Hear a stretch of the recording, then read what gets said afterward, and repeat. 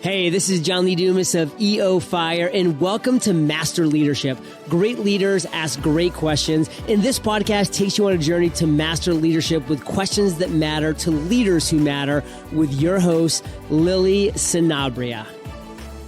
Today we are speaking with Robb. Evan values and practices the power of team, servant leadership, trust, passion, communication, collaboration, partnerships, and an understanding that everyone is better than anyone. He understands the power of his words and that they can be used for good. Words can lift people up and should not knock students or adults down. Evan has learned to listen with the intent to understand. Also, to understand that it is not what he does or how he does it that makes him effective. It is his ability to communicate why he does what he does. Mission, vision, purpose, and being part of a team require emotional connections.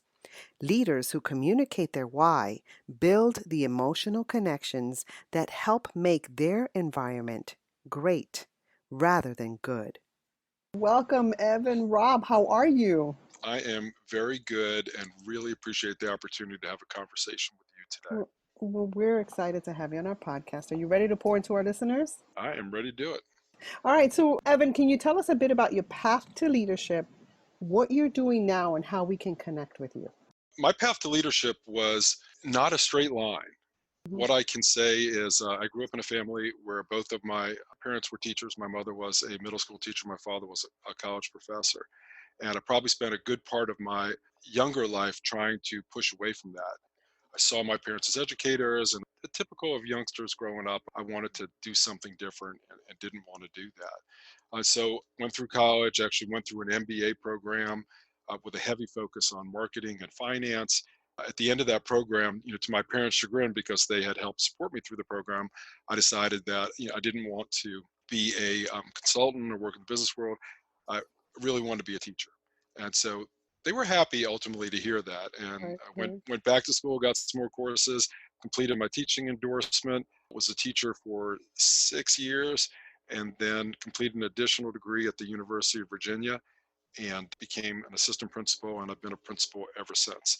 So I have been a principal since 1999. That is pretty unusual in my field. Typically, the turnover nowadays for principals is about 3 or 4 years. So I've been able to really enjoy the position. I have great faculty, great community to work with, and the position has been very fulfilling. Tangential to being a full-time principal, I have done a fair amount of writing. I have written 4 books.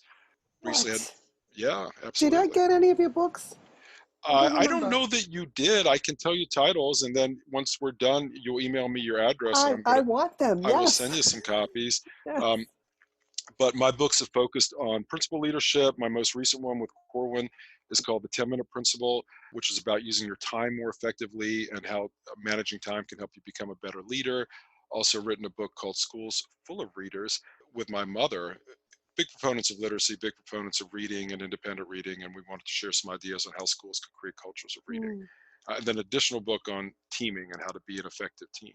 I keep rather busy, and whenever I say all these other things that I have going on, people are always like, wow, how do you have the time to do it? And my quick point is my children are grown. They are both grown out of the house and out of college. So right now it is my wife, and we have a little West Highland Terrier named Bailey. So I have a lot more time in my day than I had when our kids were younger. And I'm all about family first, and I wouldn't have been able to put this much time into other things that I'm interested in when we were raising our kids. Yeah, and certainly at the time of this interview, right, we're experiencing the global pandemic. I know it's definitely affected education. So tell us a bit about what's going on. Yeah, it's had a very quick and significant impact on education. In Virginia, we found out a couple weeks ago from where we are today, so this is potentially 3 or 4 weeks from when this recording goes out, that we were closing our school. And initially our closure was for about 2 weeks. And then we got news from the governor of Virginia that schools have been closed for the remainder of the school year.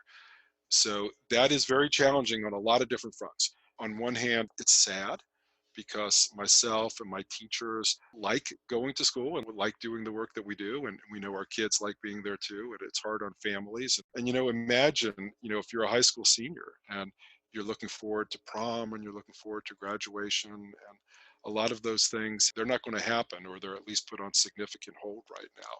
So part of that process is just kind of going through a grief process of, wow, this is Mm. real, it's reality, and we need to work through that. And the other is orchestrating the conversion of a school from a physical standpoint. We have a middle school that has 480 kids, and shifting into remote learning, where learning opportunities can be provided by teachers in our building to families. We use a Google in our building, so via Google Classroom. So all of that stuff is happening now, and appreciate the opportunity to have this conversation. My day is wrapping up right now, but spending sometimes 10 to 14 hours a day in Google Hangouts and in lots of meetings to make sure that we are thinking this through and launching things in an effective way to provide what our kids deserve and what our parents expect. A lot of our listeners are educators and ed leaders. What are some takeaways that you can share with us during this time?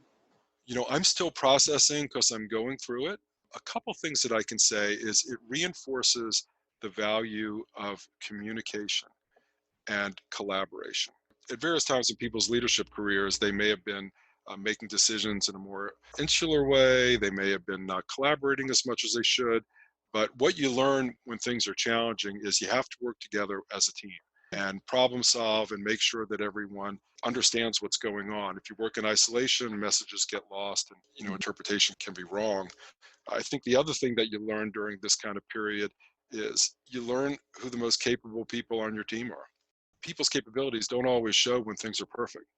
Sometimes people's leadership and their capability shows when things are challenging. And it is interesting to see on my team, the people that are really able to step up, execute, contribute, and be a real driving force in helping to complete the things that we need to complete. I'm sure now you have time for another book, right? Maybe? I am Maybe? not working on another book as we speak, but I'm sure I'll think of another one. I need to be inspired to write. And right now, I'm spending some time, even though I'm in the heat of the moment here, in trying to understand the changes that we're going through, how people respond to change, and how this can be captured once we end up coming back to school or businesses go back to business, if that can be a catalyst for quicker change. So I don't want to go off on a tangent, but what I will say, whether it's in education or businesses, people typically respond to change in three ways. They either resist it, that's either actively resist it, or subtly they sit on the fence, or they're just really excited about it. With what's happened with closures and the rapid pace of things shutting down with COVID-19, people don't have the opportunity to resist this change. People don't have the opportunity to sit on a fence. People need to do. So Mhm. what's happening is, the people that were always excited about change on my team, they're doing it. But some people that might have been a little bit more hesitant to change, they're doing it now too. And I'm Mhm. hoping what they're finding is that they can do it. Mhm. And then I think when this is done and we move back to more normalcy, I'm hoping that changes their thinking about how they react to change. And this can be ultimately a strong learning experience as we want to make swifter changes in education into the future. So, do you think it'll go back to normal?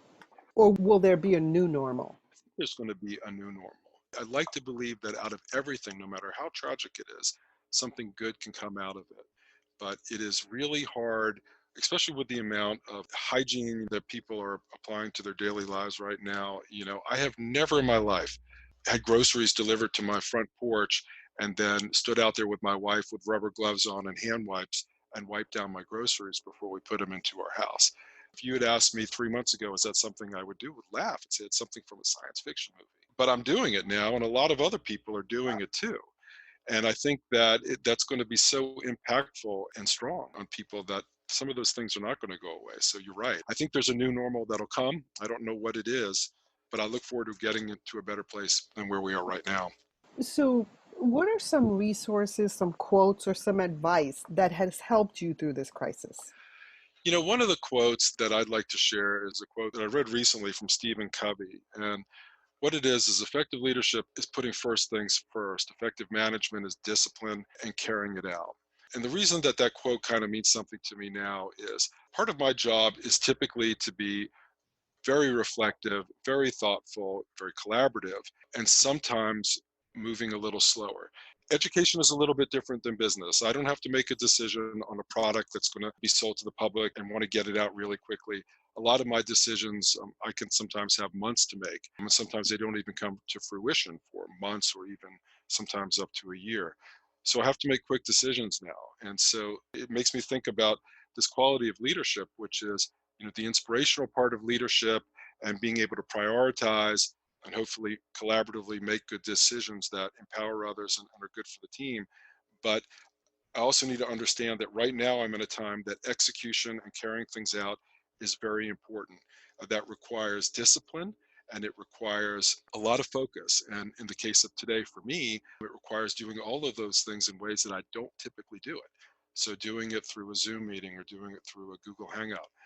I use those technologies once in a while, but they are absolutely, not part of my day in and day out process. It's balancing, thinking about the big picture, thinking about the here and now, but finding that discipline within yourself and within members of your team to be able to troubleshoot, to think about anticipated consequences, to think about unanticipated consequences. In the case of where I am now, sometimes make really quick decisions. Mhm. And so, as leaders, how can we develop discipline?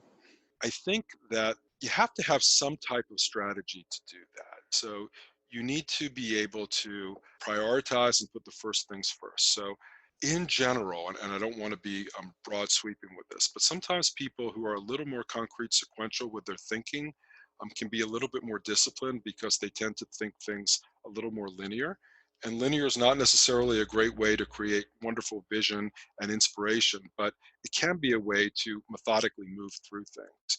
People that are really, really abstract, random in their thinking can have a tough time sometimes getting things prioritized, and then in turn a tough time kind of carrying it through if they need to carry it through really quickly. So for me, what I do is, I like to work with my team and brainstorm and come up with lists of where we are right now, where we need to be in a week, where we need to be in 2 weeks, and then kind of break that down and say, who's going to do what, how are we going to collaborate, how are we going to communicate, and then we set checkpoints to make sure that things are done at a certain time along the way. So that's kind of where I am right now. I will say that it is different than I typically do things on a day in and day out basis. It is challenging, but so far that's been working pretty well for my team. And as a leader, especially during this time, do you have a go-to person or people? Yes, I do. And how Um, important is that? it is critical. One of the things that I like to bring into any school that I work in is want to make sure that I am surrounding myself with really, really good people. So I will do everything that I can do, in terms of attractive salaries or, and other things that we can offer to get the absolute best people around me because my effectiveness is absolutely related to having great people around me. I also think that it's important to have enough trust with a small circle of people who can tell you that you're wrong. I need Yes. people to be able to Yes. do that. I don't want people around me who just agree with everything that I say. Sometimes I think I hit the ball right and sometimes I think I hit it wrong. But I am fortunate to have several people around me who will tell me if they Mm. think the directionality is not the right way to go. And that's part of trust and that's part of relationships. Those are foundational to leadership. They're needed when things are really good, but they are really needed during challenging times. Mhm. And I love that you're open to that feedback, and that's critical for leadership. Now, many use the term lifelong learner. What does that mean to you, and what are you learning right now?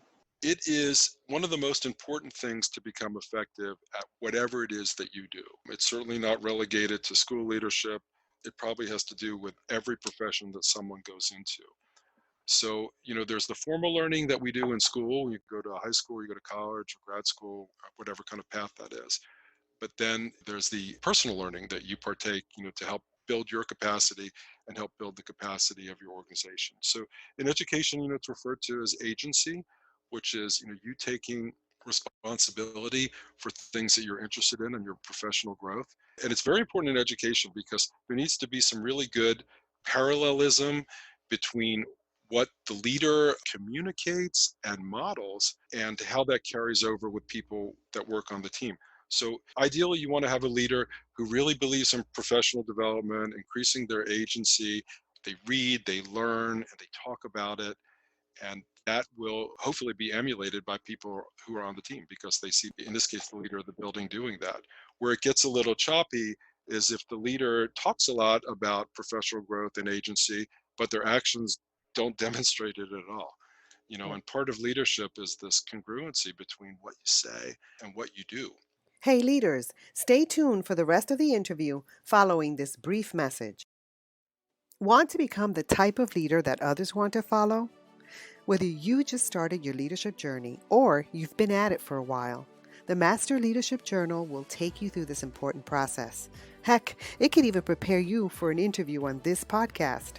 And for a limited time, you can get it for free with discount code CONNECT2020, no spaces, at checkout.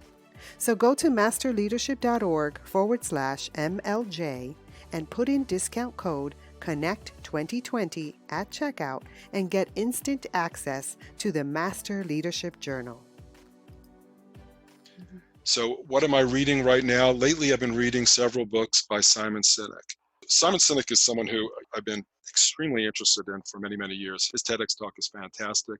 He has a book called Getting to the Why that is a really good book. It helps you think about and explore why you do what you do. And that's important as you go through times when you have to make decisions that are very, very quick. He says something interesting in his book. So he says that someone's why doesn't change as they go through life. So it's not different from when you're a younger person to when you're older. Your circumstances can change, but who you are and what you believe in is consistent. You're making sure that your decisions are parallel and in congruence with what you believe. And when you have to make quick decisions, sometimes you have to come back to some core kind of things, like what do you believe?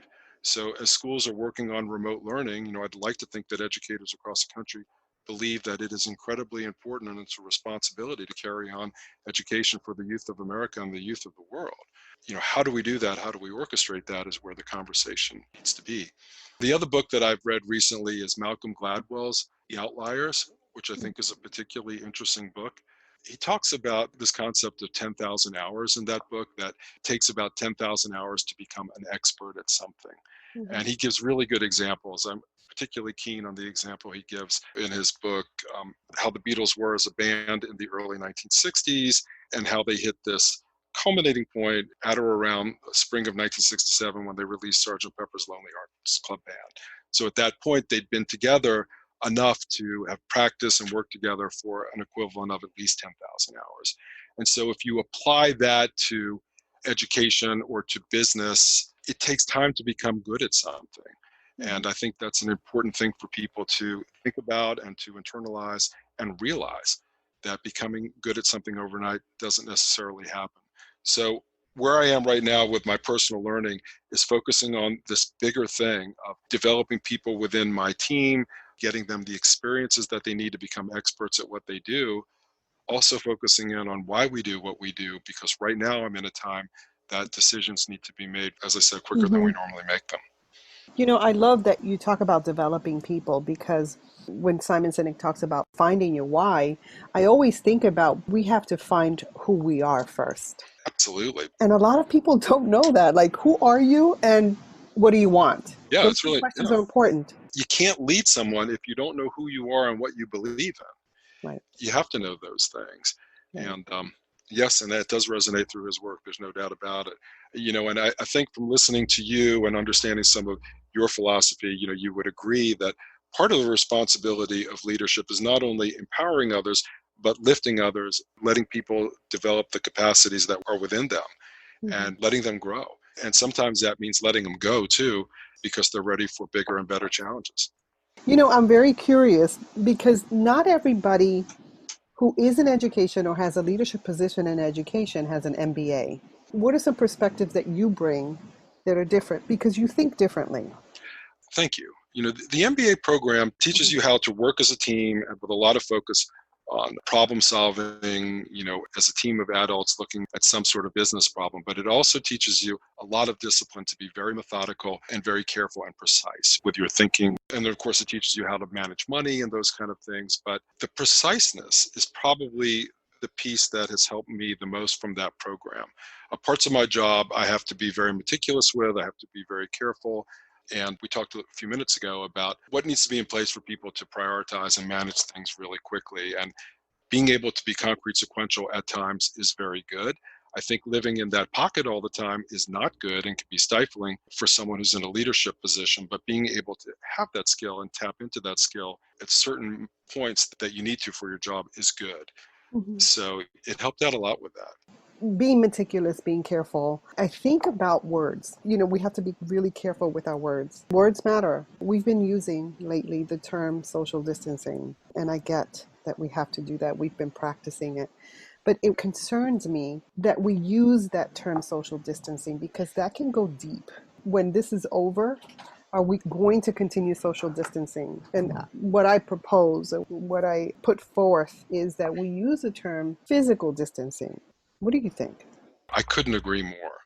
Right now, there are different ways to connect in ways that I have in the past. Of course, you and I are connecting through a link on the internet right now, and that's how we would connect because I live more than several hours away from you. But many people are using this medium that we're communicating on right now to communicate with people who they would normally have dinner with or Right. normally spend time with. I like to think that that is part of what we are experiencing that will not carry over when this is finished. People need to connect, and human beings naturally like to connect. I think the physical distancing is a term that I much prefer when I talk about the precautions that I need to take as a husband and as a father right now.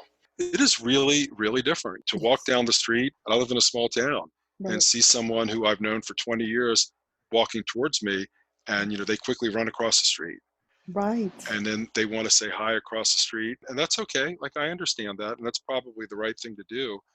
But I can stay in that pocket for a couple months, but I'll Mhm. be very optimistic that that's not going to be a definer of our future.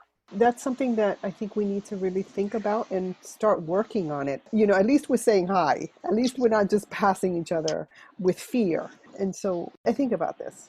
Yeah, I do And too. But I also understand, as I'm sure you do too, that there's a lot of fear, that yeah, people yeah, have. Initially, and I can speak for myself, when I heard about this on the news, I believed that it was more likely to impact, and I, of course, don't want it to impact anyone ever. The right. likelihood of impact was with people who were immunocompromised or people who were older, potentially just in poor health.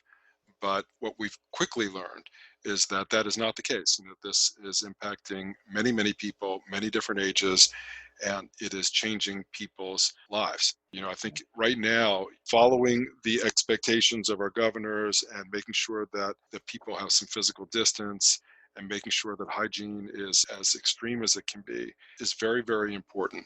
I'm hopeful that that's the quickest route. We're hopeful.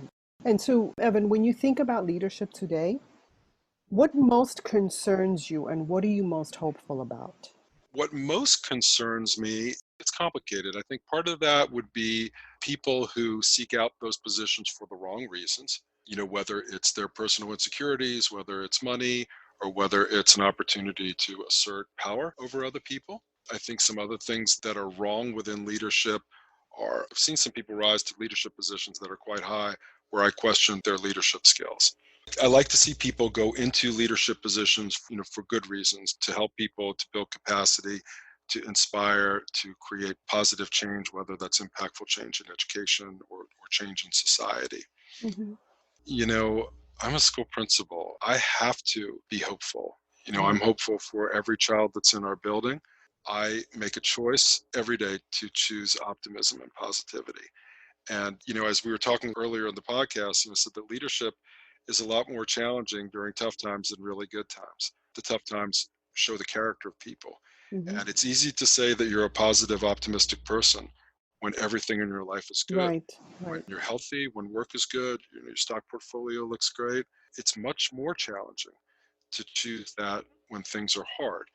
So, I remain hopeful that people that are in leadership positions and people who are making decisions far, far bigger than the decisions that I make are really pulling on those skills, working with a team, and trying to make sure that they are communicating and sending hope and optimism to people, because a world without hope is not a good world. And leaders have a responsibility, I believe, to help communicate hope. Yes. Now, Evan, as a listener of this podcast, what are some questions that you would like future leadership guests to respond to? During the next couple months, and particularly interested and like to listen to people's strategies of handling the need to make decisions very, very quickly in a very, very dynamic environment. We're probably in the most extreme dynamic environment that many of us have ever been in and hopefully ever will be again. So, I'm interested in how people are managing that. There's certain businesses where people definitely have to make quick decisions all the time. So maybe people that work on Wall Street and things like that. But other people that are in leadership positions, make decisions slower, particularly, as I give the example as a principal in a school. Yes, in education, certainly we move a little slower. We do. There's some decisions that you make quick. And I don't want to trivialize that. Clearly, I'll make a decision in the morning if we're going to do a fire drill. But decisions about curriculum, decisions about staffing, decisions about budgeting, sometimes it is a slower pathway. And I am always interested in how people are empowering and helping to build leadership capacity with people that they work with. We're going to ask our next guest to respond to your questions. So that'd be wonderful. Yeah. So did we talk about where we can get your books? Yeah, the easiest way to get my books is just to put my name into Amazon and just search Evan Robb, and the 4 books that I've written will be there. And the easiest way for me to get it is to just ask you. Email me your address. Yes. When in time I can, I promise to. Fantastic. I love books. All right. So, Evan, is there anything else you'd like to share with our listeners? If you'd like to connect with me or something that I said resonates or is interesting to you, encourage you to follow me on Twitter. I am at Robb Principal on Twitter. Capital E, capital R, OBB, capital P, RINCIPAL. So Robb Principal. Yeah, I'm very active on there. So, I like to connect with people and I really enjoy. So if you'd like to connect with me, we can connect that way. You can also connect with me on Facebook or LinkedIn. I'm active on those mediums too by just searching my name. And I do have a website, robbcommunications.com, where I try to hub everything that I'm doing on that website. And so if someone is interested in reading some articles that I've done or watching my TED Talk, you can find all of that on that website. Evan, thank you so much for adding value to me and to our listeners. It has been an absolute pleasure spending time with you, and thanks for the opportunity to share some of my ideas on leadership with you. Stay safe. Bye-bye. In closing, here's a quick message. Coaching is the art of influence that underpins leadership in the 21st century. It is the very thing that can get you from being stuck to being extraordinary. So go to masterleadership.org and sign up to get a free coaching session. Until next time, continue to ignite that leader in you.